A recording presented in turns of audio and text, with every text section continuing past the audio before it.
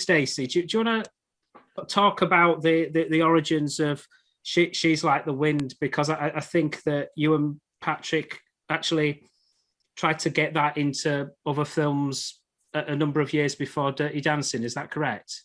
Yeah, we actually wrote it when he was working on a different film called Grandview USA, which very unforgettable or forgettable film with Tommy Howell and Jamie Lee Curtis.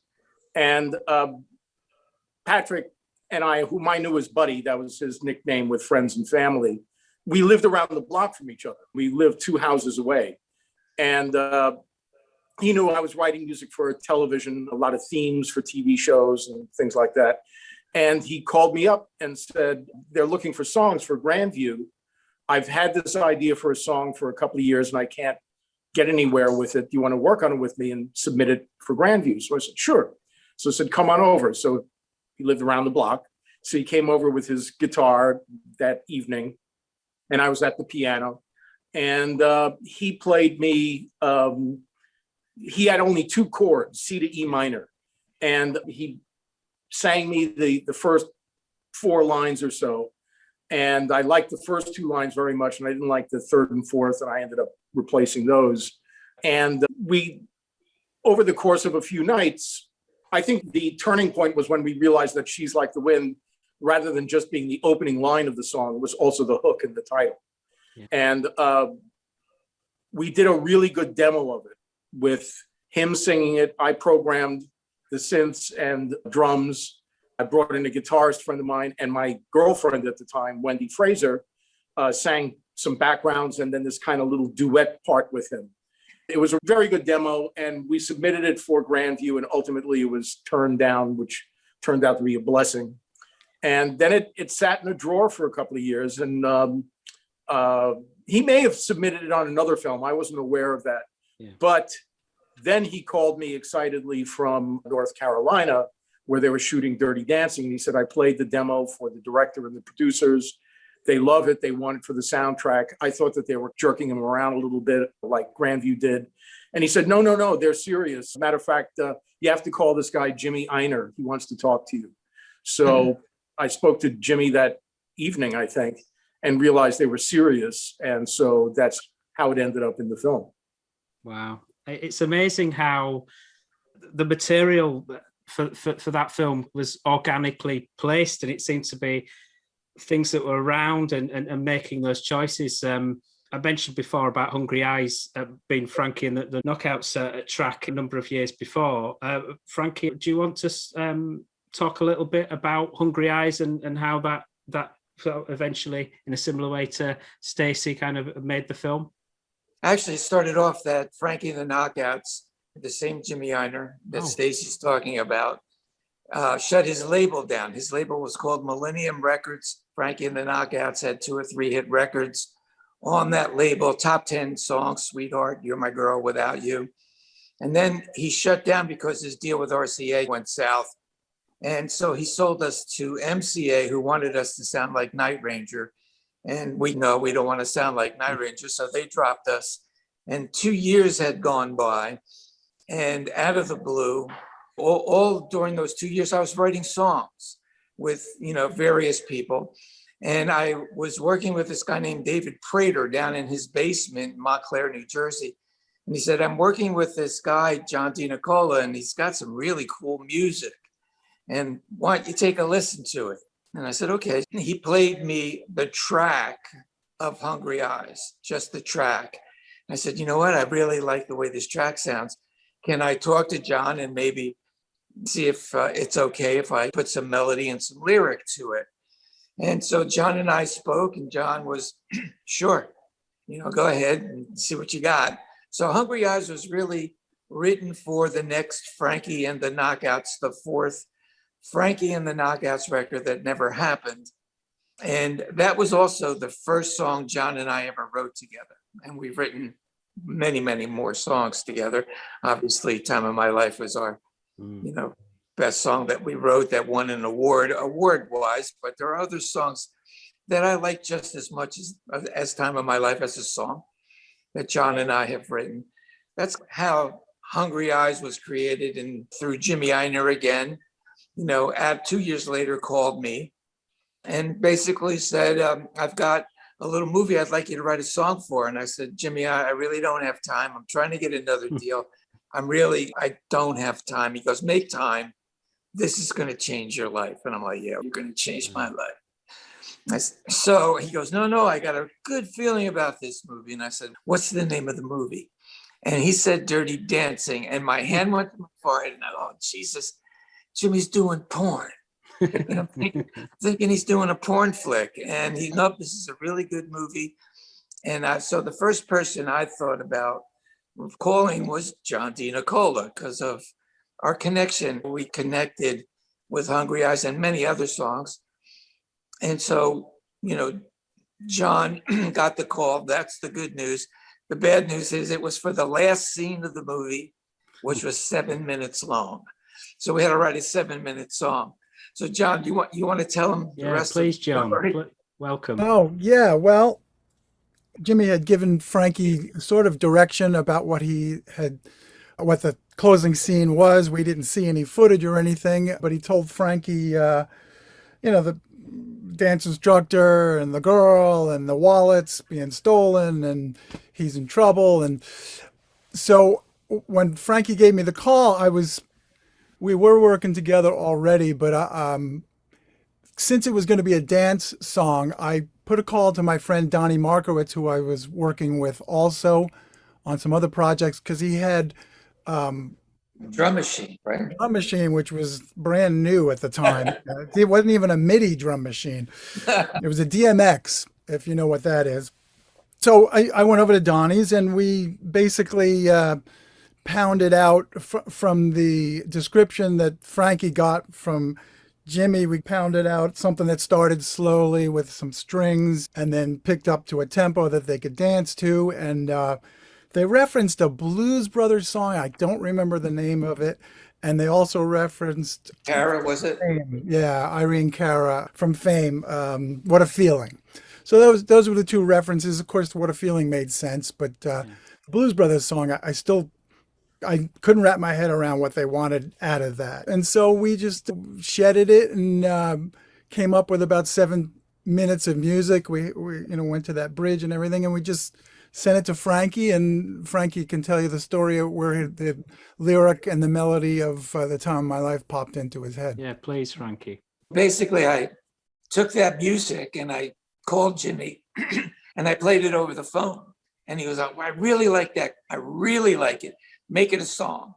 So on my way back to that studio up in Montclair, on the Garden State Parkway, exit 140, I stick the cassette in my dashboard back in 1987, actually 86, and I start jamming. And that's how I write a song, is I jam to the track. So this track that John and Donnie sent me inspired me to go, "Nin-nin-nin-nine of my life. Nin-nin-nine of my life. I'm what?" And I'm scribbling "Time of My Life" on an envelope on the Garden State Parkway, exit 140. And that's where the seed of Time of My Life started. And to tell you the truth, the man upstairs wrote the song because I didn't know what the movie was about. John didn't really know what the movie was about. And I wouldn't have written that song in a million years because it was out of the realm of who I was as an artist. Hungry Eyes, yes, that was me as an artist. But Time of My Life, that kind of was a special moment for me because it was outside of my box of what I was doing at the time. Yeah. But that all got inspired by what John and Donnie wrote, that those chord changes, that groove created the melody, and then these jam lyrics of a title, Time of My Life. And when I met Patrick, he was like astounded at the Academy Awards. It was like, "You were here, man. How did you write those lyrics?" And I have no idea. The man upstairs wrote those lyrics. Stacey, what did you know about the film while it was being produced? Because I think you had a friendship with Patrick. But when you think about Dirty Dancing now, you think of what is probably $1 billion industry, really, and the impact of it. But I've heard that it was a bit more sort of low budget, low key at the time. Yeah, I actually knew a little bit about the film because by this point, Buddy and Lisa were living, Lisa, his wife, were living in a small ranch north of LA, and they had a barbecue. And I met Kenny Ortega there, the choreographer, and Eleanor, who wrote the film, Eleanor Bergstein.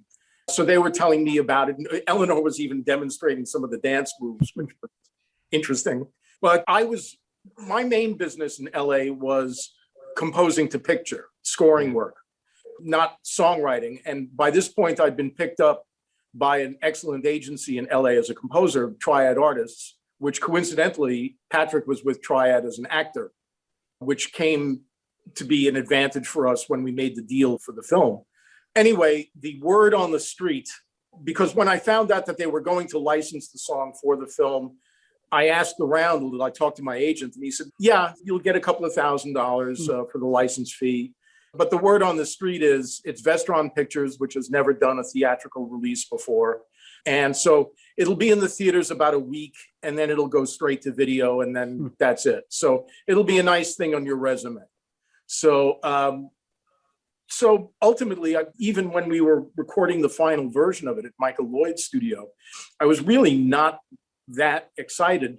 And then in the almost a year in between that recording and the release of the film, it really fell off my radar emotionally, intellectually, everything, because of what people were saying about it.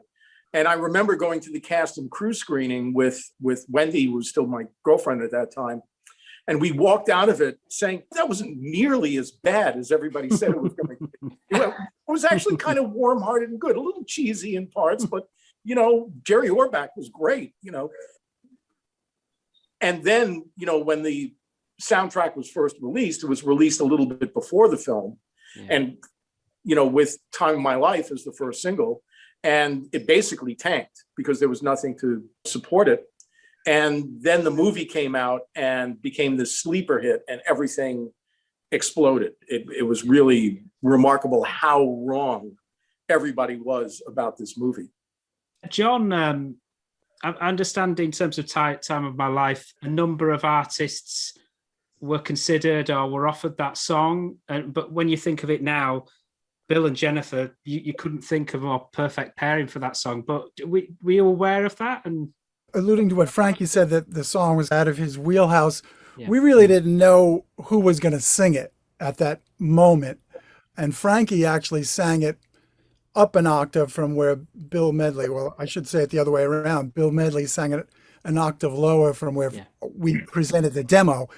I guess we knew at some point after it was written that Bill Medley was going to sing it. And of course, everybody was like, how is he going to sing it?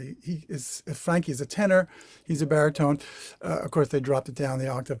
But Frankie could maybe help on this, but I think there was about 7 female singers. Donna Summers, I think, was Donna asked. Summer, Diana Ross, of course, Jennifer Warnes, and there was a couple of others that I don't remember. You know what? The perfect match, because Jennifer Warnes was with Joe Cocker, Up Where We Belong, Academy Award-winning song.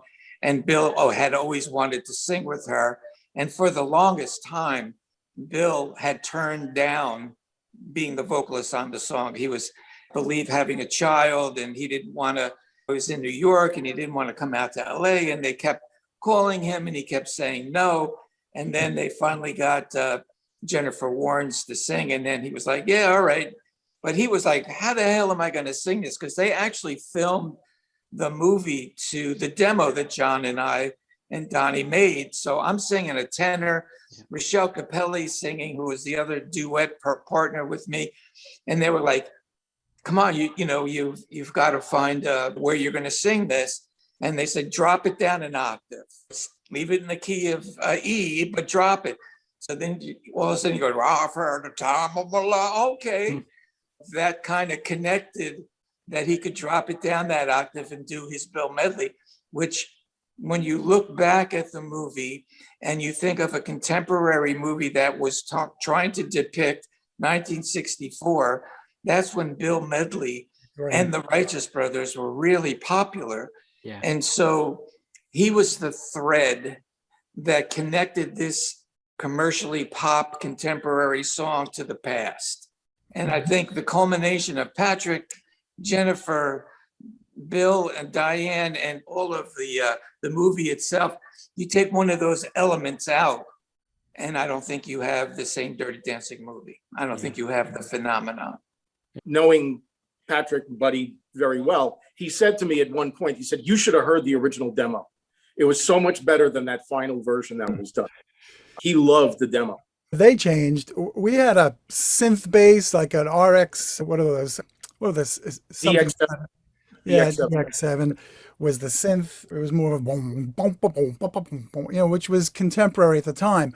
And Michael Lloyd used a real. We had a drum machine, a DMX drum machine, and Michael Lloyd used a real drummer and a bass player. Although there is a synth along with that bass player. But I think the idea was to bring it into 1963. That's what I was going to say before. It was 63. It was the summer of 63 before. Yeah. Yeah. Was it Paul Lime on drums and Dennis Belfield on bass on your song as well?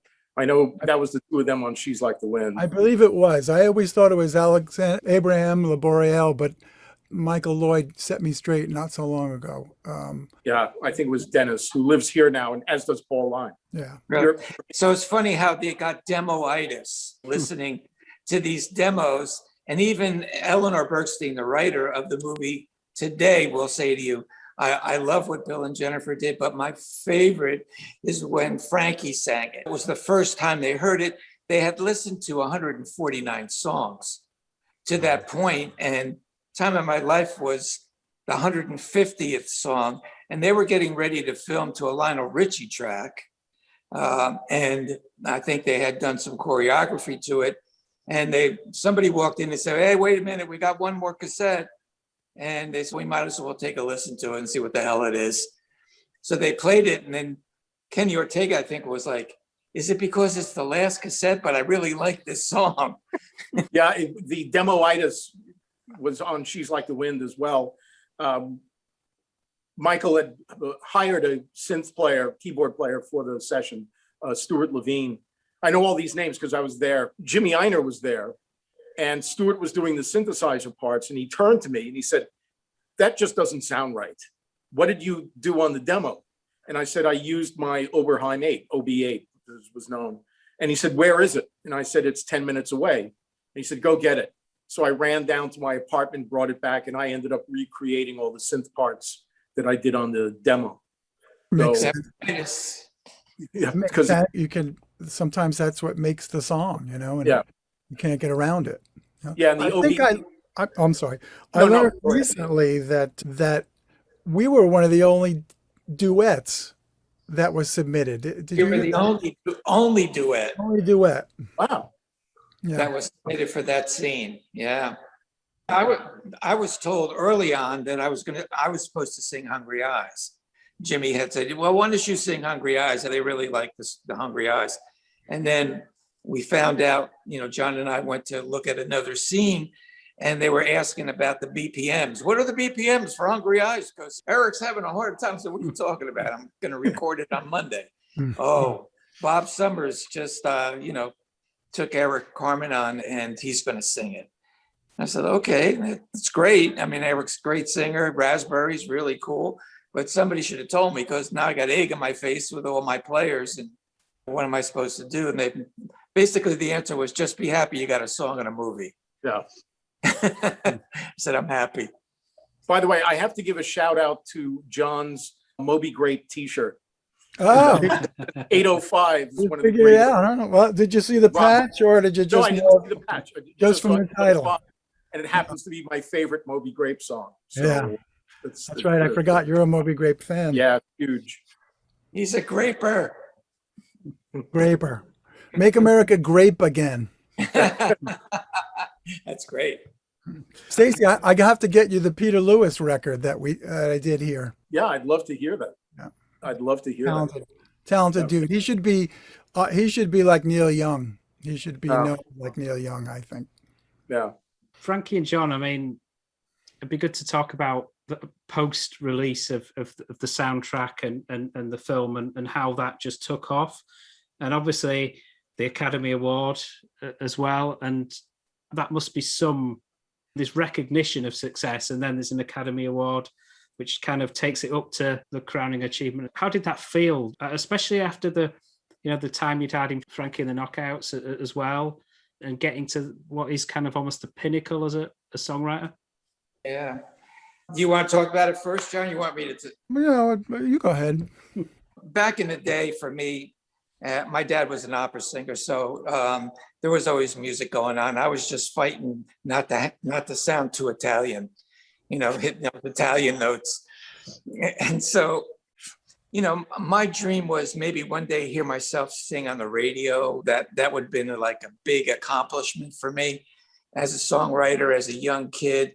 I had my first record deal when I was 15 on London Records, but you go through these phases and learning periods of your career, and having the seed being planted by having the music that was in my home and parents that always supported me. And it gave me the ability to stay in the game. And I think that's a really important part of success, is having that parental guidance and pat on the back that, you can do it. Don't ever give up, fight for your dream. And I always had that. So I really thank my parents for that. And then, to think beyond your dream. And that's what happened to John and I and Donnie. We won an Academy Award that year. We won a Golden Globe. We won ASCAP's Song of the Year, the most played song in the world. We had a Grammy nomination. I mean, talk about beyond your dream. It was, things that happen that when they call your name and you have to walk up on that stage, you float. You're there, but you're not there. And you're in this moment. And you're just like putting things on, okay, just go for it. Being a performer all your life, you're used to being on stage, just go for it. So you don't realize the things and how important the song was until much later. Yeah, it was a slow build, like Frankie said. I remember being in the theater. I had already seen a quick cut. It was before they really edited it, and it was much longer, and it was a little more like an R-rated movie. And I remember coming out, I think you were there, Frankie, right?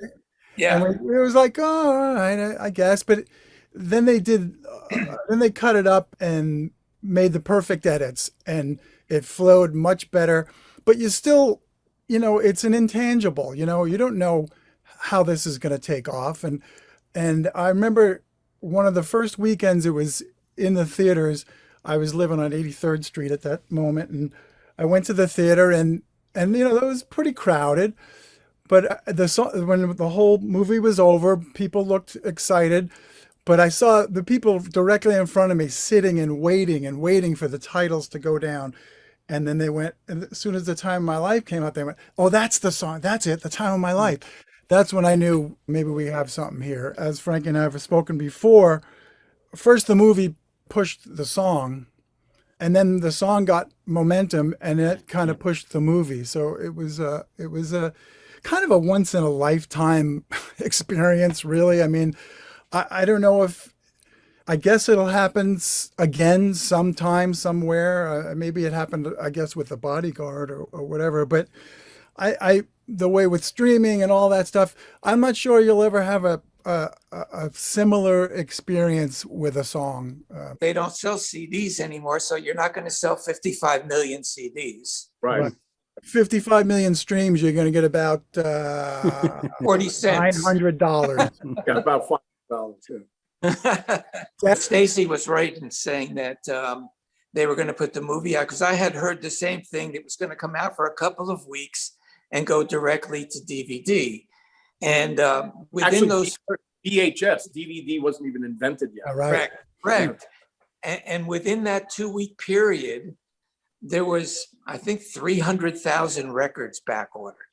And Yeah. RCA was like, oh shit, let's get some records pressed here. Right. And by the time that they could press records and get them out to their distributors, I think there was 1 million records back ordered. Yeah. Go ahead, Sam. Michael Lloyd, I remember when he called me to tell me that I was getting a gold record for the soundtrack. And I was really excited because, again, record business was not my business. I was in TV and film. And so I was really excited about it. And I was so naive about it also. I thought like it arrives the next day. So I didn't realize there's a process. So I think a week and a half went by, maybe 2 weeks. And I called Michael and I said, do you know when I get the gold record? And he said to me, he says, oh, you're not getting a gold record. And I said, why? You told me I'm getting one. He says, no, now you're getting a platinum record. For those that don't know, and outside the industry, that represents, gold represents 500,000 sold, platinum is 1 million sold. Wow. And so look at the wall behind you. yeah, that's 11 times platinum where it peaked in the US. I said to Michael, I said, you're kidding. He said, that much? And he said, last Sunday, it sold 280,000 copies. Wow. And that's when he said to me, he said, we're riding the wave of something and none of us have any idea where it's taking us. And that was interesting because that was also dead on. Yeah, the stars aligned. You know, Yeah. it was Yeah. such the right time for Patrick and Jennifer and the song and the movie and Bill and Jennifer again. And like I said, take one of those elements out. Take the song out, take Patrick out. One of those elements and you don't have the phenomenon. You might Right. even go to Amir Ardolino, who was the director of it. He was a perfect choice that Eleanor made. He was hired because he directed a dance documentary, which was excellent. And the dancer that it was about just died within the last 2 weeks. Jacques D'Amboise was one of the great male dancers. And it was Emil's documentary about D'Amboise that made the producers and Eleanor want him for Dirty Dancing. He Makes Me Feel Like Dancing, I think, was the documentary. Yes, yeah, exactly. He was a Unbelievable. sweet guy. Did you ever meet him? No, he was the one person that I didn't get to meet. Sweet man. Wonderful. Yeah, very, very sweet guy. We met him in New York when he called us in for that other scene. Just a good guy. So was Patrick. I mean, you knew Patrick way better than John and I did, but my 3 or 4 times of meeting him, he was just, you know, almost like Johnny Castle was him. He played himself. The thing about him that didn't come out in a lot of his movies, although it did in Tu Wong Fu, where he's in drag, was that he actually also had a really good sense of humor and almost a goofy sense of humor. But he loved practical jokes. We used to play practical jokes on each other. I once called him to tell him that I had bought a Corvette. I said, I bought a sports car. He was a big sports car fan. He had that stupid DeLorean, which was a ridiculous car. And I left a message on his service saying I bought this sports car, Corvette, and I took it out for a drive and I came home and there was a message on my service from him saying, you didn't buy a sports car. You bought a 15-foot fiberglass penis extension. And then he That's funny. What was a DeLorean then? oh yeah. And that car, I had to drive it home one night. Oh, geez. Yeah, at about 2 o'clock in the morning over Laurel Canyon Boulevard, which goes like this. And because he was a little out of it and I hadn't driven a stick since high school. So that was a lot of fun. I did Laurel Canyon in second gear the entire way. Emil did say that, though. He said it was a confluence of stuff you couldn't put together. It just, it was just an alignment, as Frankie said. Just everything came together: songs, acting, script. You know, something that's hard to recreate. You know, it just happens sometimes. And Patrick had called me happening. after She's Like the Wind was a hit record, and he said, I want you to tell me something. Because RCA wants me to do a record, and I'm not really an artist, and do you think I should do a record? And I said, absolutely do a record, but do it how you would do it, so the integrity that you portray is real, and then do a record. And so basically he was asking for advice if I thought he was good enough to be a singer. And listen, Mick Jagger has a style. he's not a great singer, but look at him, Yeah. So Patrick Swayze, absolutely. Yeah, he had one name in his head that caused him great fear about that, and that was David Hasselhoff. That it would be somebody that would be possibly commercially successful, but reviled critically. And that really concerned him. And rightfully so. Yeah. He did do a couple of other songs, though. He did a song with Larry Gatlin in Next of Kin. And he sang a song in Roadhouse, was used for like 30 seconds, that he and I and a third writer wrote. So he did do some other stuff ultimately. I think if he would have done something that was a little more bluesy, dirty, so his integrity of who he was stood out, as opposed to just trying to write pop songs. Right.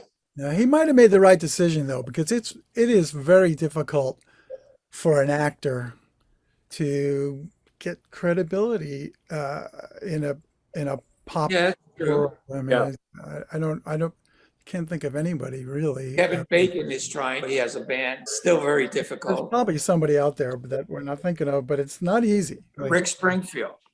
Jesse's.